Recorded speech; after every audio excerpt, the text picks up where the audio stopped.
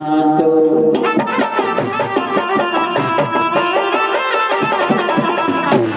नहीं मात पिता नहीं देवा, नहीं मात पिता नहीं देवा, नहीं मात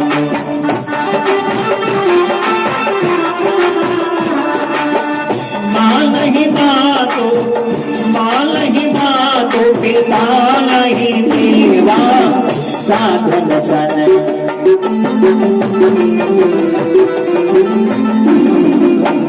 साधन सन करुणा वही सेवा, साधन सन करुणा वही सेवा,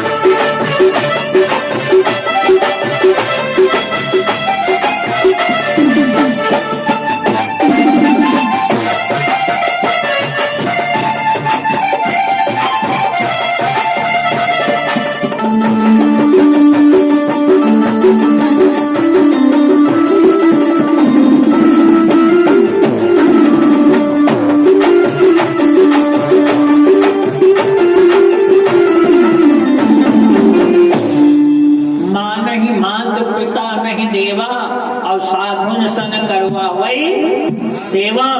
जिनके अंदर ये लक्षण मिल जाए तो बाबा बोले कि जिल कर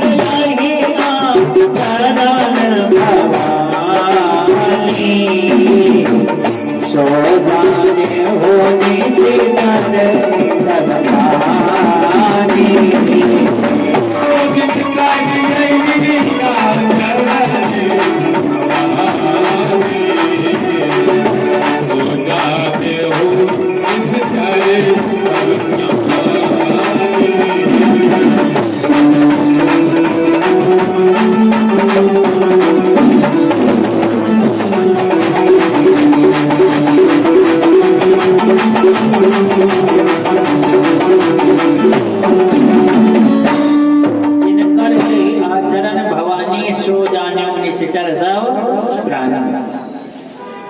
जो न अपनी माँ का सम्मान करता है, न पिता का सम्मान करता है, न देवताओं का सम्मान करता है, न शास्त्रों का सम्मान करता है, ऐसा व्यक्ति राक्षस की श्रेणी में आता है। ये कलयुग की संतान है।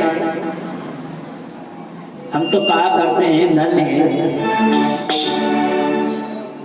कि है जिनकी बदौलत ये जीवन,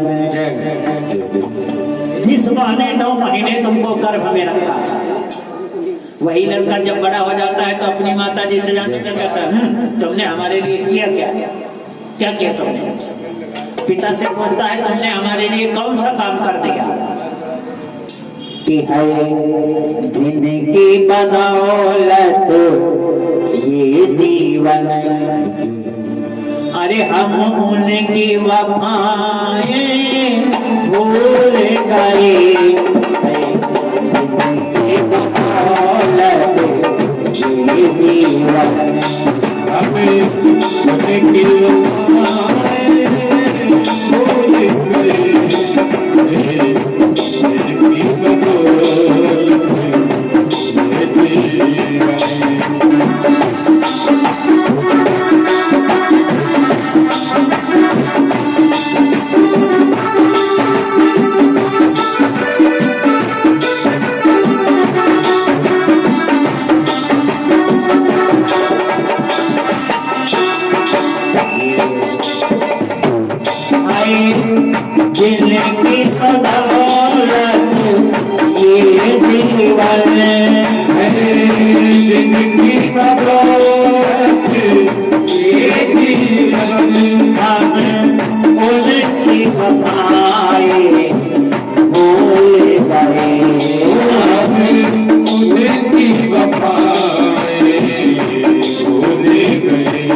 हरे कलयुगी संतान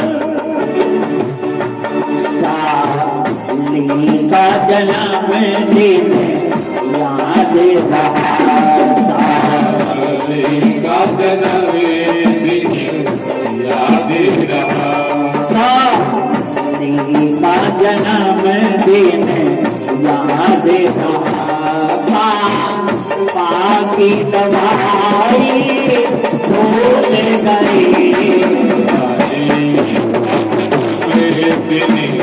याद रहा पापा की दवाई भूल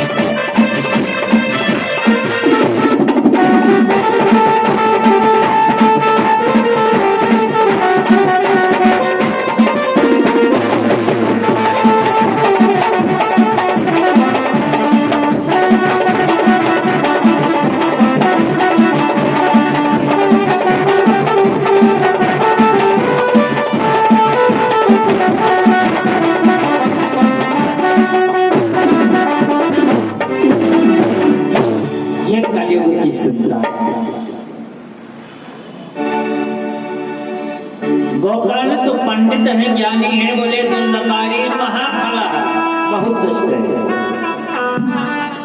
करता क्या है? स्नान समुच क्रियाहीनो दुर्लक्षी क्रोधावर्तितः। न स्नान करता है, न संध्या करता है, चौरह सर्वजन द्वेषी परमेश प्रतीजकः। चोरी करने लगा, मदिरा पीने लगा, वैश्याओं के यहाँ जाने लगा। और जिस परिवार से आपको शत्रुता निकालनी हो, उस परिवार के किसी एक व्यक्ति को आप केवल शराब पिलाना सिखा दीजिए। शराब पिलाना। हम तो भारत सरकार को धन्यवाद देते हैं, जगह जगह लिखा होता है कि रुकिए, ठहरिए, देखिए आपका ध्यान किधर है, मधुशाला इधर है। अब मधुशाला पिए नालम पड़े, फिर होश थोड़े। जय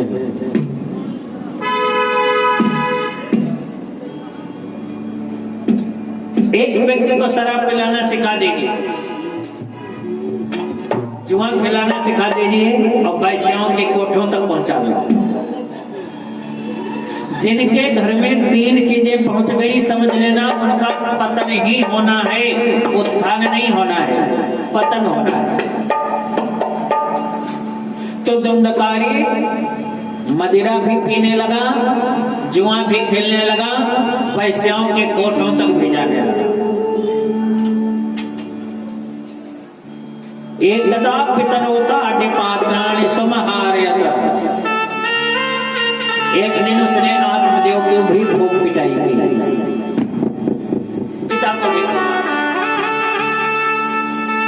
जब पिता को मारा तो आत्मदेव रो पड़े।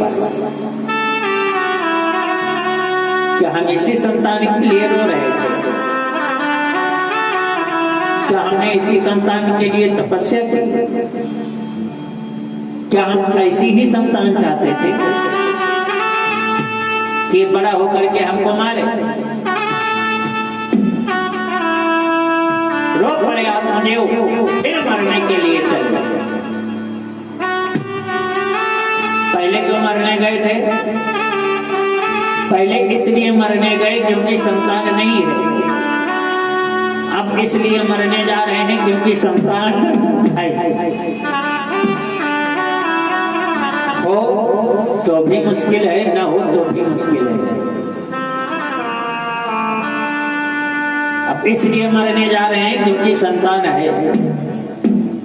जी मरने के लिए चले तब तक रास्ते में गोकर्ण में लगे। गोकर्ण ने आत्मदेव को ज्ञान दिया। आत्मदेव भगवान का भजन करने के लिए जंगल चले गए। अब बच्ची धुंधली अकेली घर में। तो धुंधकारी जितना धन था सारा धन धुंधकारी वैश्याओं के यहाँ लेकर के पहुंच गया। अब जब धन नहीं बचा तो एक दिन उसने धुंधली की भी खूब पिटाई की। माँ को भी मारा। और जब माँ की पिटाई की तो धुंधली ने भी एक दिन कुएं में छलांग लगा दी। माता भी समाप्त हो गई, पिता भी चले गए, भाई भी नहीं है, अब स्वतंत्र हो गया। जितना धन था सारा धन वैश्याओं के यहाँ लेकर के पहुंच गया।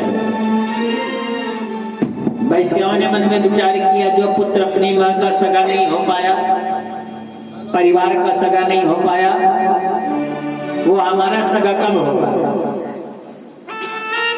तो वैश्याओं ने मन में विचार किया, आज धुंधकारी आए तो उसके भी जीवन लीला समाप्त करता है। धुंधकारी जब वैश्याओं के यहाँ पहुंचा तो वैश्याओं ने धुंधकारी को खूब मदिरा पिलाई। इतनी मदिरा पिलाई मूर्छित हो गया। तो वैश्याओं ने तलवार से धुंधकारी को काटना प्रारंभ कर दिया। और जब इन तलवार से धुंधकारी को काटना प्रारंभ किया तो धुंधकारी रो पड़ा। यही रोया तो एक वैश्या गई और चूल्हे से आग के अंगारे लेकर के आई। धुंधकारी के मुंह में खूब ठूस ठूस करके भरे गए आग के गोले। दुर्दशा करके धुंधकारी को मारा गया। और जब दुर्दशा करके मारा गया तो धुंधकारी प्रेत योनि में पहुंचा जा करके, क्योंकि बाबा कह रहे हैं कि कराम प्रधान विश्वकारी राधा, करम प्रधान विश्वकारी राधा।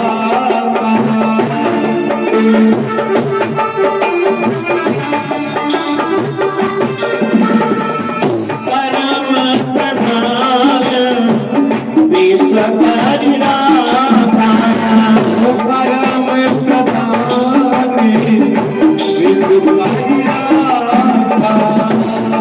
जस गाई सो दस काल जाता, जस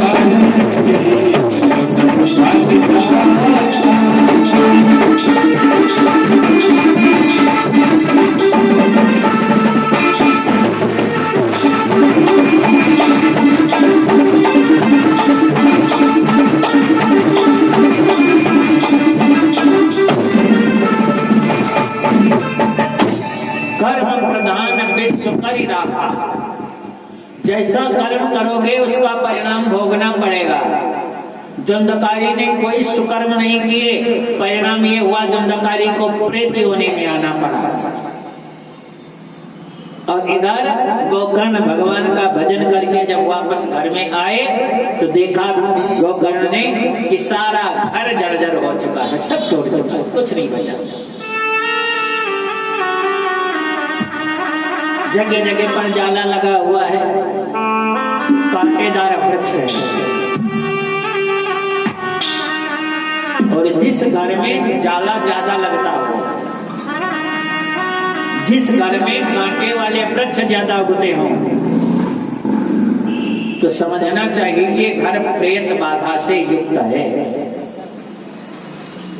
ऐसा घर प्रेत बाधा से युक्त होता है। किसी आचार्य को बुला करके हवन पूजा इत्यादि करके घर के शुद्धिकरण करवाना चाहिए।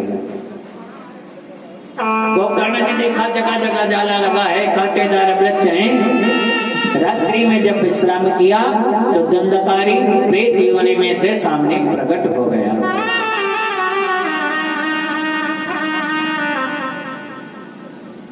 कहीं सिंह बनता है,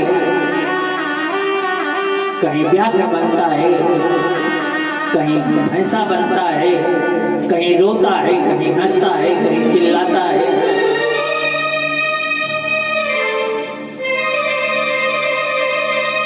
गोकर्ण ने जब ऐसा दृश्य देखा तो हाथ में जल लिया, जल को अभिमंत्रित करके आह्वान किया। जो भी हो मेरे सामने प्रकट हो। तो धुंधकारी प्रकट हो गया। अहम भ्राता तदीयोस्मि धुंधकारी नामतः। भैया मैं कोई और नहीं हूं, मैं तुम्हारा भाई धुंधकारी हूं। स्वकीयेनैव दोषेण ब्रह्मत्वं नाशितं मया। मैंने अपने कर्मों से ही ब्रह्मत्व नष्ट कर डाला, इसीलिए मुझको प्रेत योनि में आना पड़ा। तो गोकर्ण ने कहा भैया अरे तदर्थ तो गया पिंडो मया दत्तो विधानता। मैंने तुम्हारे लिए तो गया में विधान पूर्वक पिंडदान किया था, फिर भी तुमको मुक्ति नहीं मिली। तो दंडकारी रो पड़ा। दंडकारी ने कहा भैया गया श्राद्ध सतेना भी मुक्तिर में न भविष्य। एक नहीं हजारों यज्ञ कर डालो, हजारों बार गया जाओ, लेकिन मेरी मुक्ति नहीं होगी, मैं बहुत बड़ा पापी हूं। तो गोकर्ण ने कहा फिर क्या करेगा, तुम्हारा उद्धार कैसे होगा। तो गोकर्ण ने कहा बड़े बड़े विद्वानों से पूछो। प्रातः काल हुआ, गोकर्ण ने बड़े बड़े विद्वानों से पूछा मेरा भाई प्रेत योनि में है, बताओ इसकी मुक्ति का उपाय बताओ। तो बड़े बड़े विद्वानों ने कहा अगर तुम अपने भाई को प्रेत योनि से मुक्ति दिलाना चाहते हो तो श्रीमद् भागवतान मुक्ति सप्ताहम वाचनम कुरु। तुम एक सप्ताह की श्रीमद् भागवत कथा का वाचन करो, कथा सुनो। प्रातः काल हुआ, गोकर्ण ने सुंदर सी व्यासपीठ बनाई, एक 7 गांठ का बांस सामने लगाया गया, भागवत भगवान को विराजमान किया गया, पूजन किया गया भागवत भगवान का। और गोकर्ण ने जो ही भागवत का प्रथम श्लोक बोला तो दंडकारी चिल्ला पड़ा, रो पड़ा, भैया ये श्लोक मत बोलो क्योंकि ये जलती हुई आग लग रहे हैं, हमारे शरीर को जला रहे हैं। और दंडकारी वास्तव में सही कह रहा है, क्योंकि भागवत के पांडाल में सब नहीं आ सकते हैं और पापी व्यक्ति तो कतई नहीं आ सकता है। क्यों?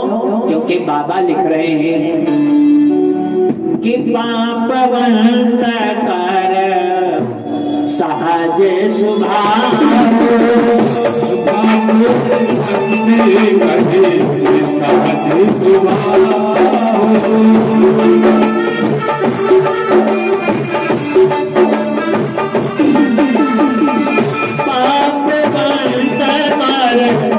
सहज स्वभाव,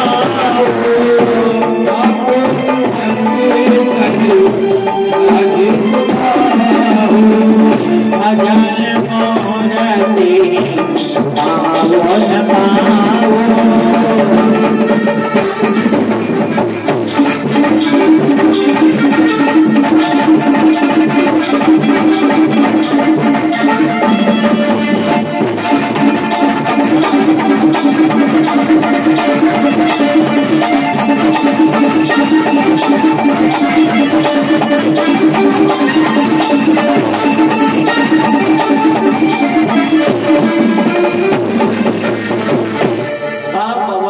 सहज स्वभाव भजन मूर्ति भाव न पाओ। पापी व्यक्ति तो सत्संग पांडाल में पैर रख भी नहीं सकता है। लोग प्रश्न कर देते हैं कि महाराज हमने कौन सा पाप किया है मंदिर जाए, हमने कौन सा पाप किया है कथा सुने, हमने कौन सा पाप किया है तीर्थ करने जाए। जो लोग ये कहते हैं कि हमने कौन सा पाप किया हम कथा सुने, तो उनसे मैं केवल इतना कहता हूं कि पापी व्यक्ति ही भगवान की कथा नहीं सुन सकता है, बाकी सब सुनते हैं। जो पापी होता है वो सत्संग पांडाल में तो वो पैर रख ही नहीं सकता है, क्योंकि ठाकुर जी उसको अपनी शरण में लेना ही नहीं चाहते हैं। अगर वो सत्संग पांडाल में आ गया, कथा पांडाल में आ गया, तो भागवत भगवान का वादा है हम तुमको पतित से पावन बना देंगे। जो सत्संग पांडाल में आता है वो पावन हो जाता है, पवित्र हो जाता है। बोल गोविंद भगवान की, भागवत भगवान की।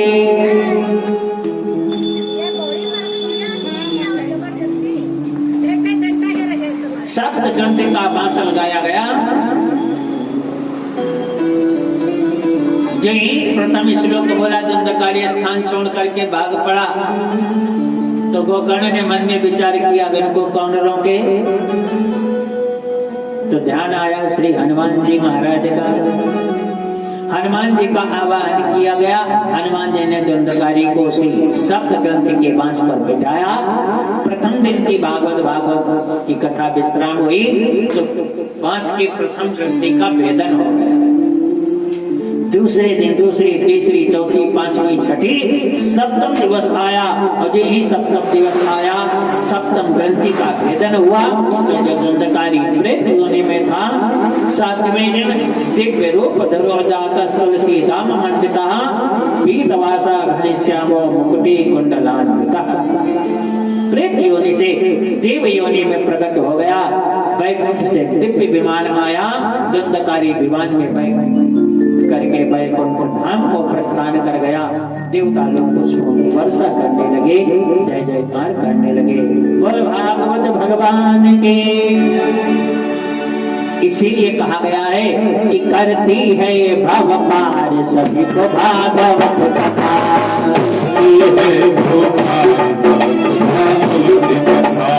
करती है भव पार सभी को भागवत कथा।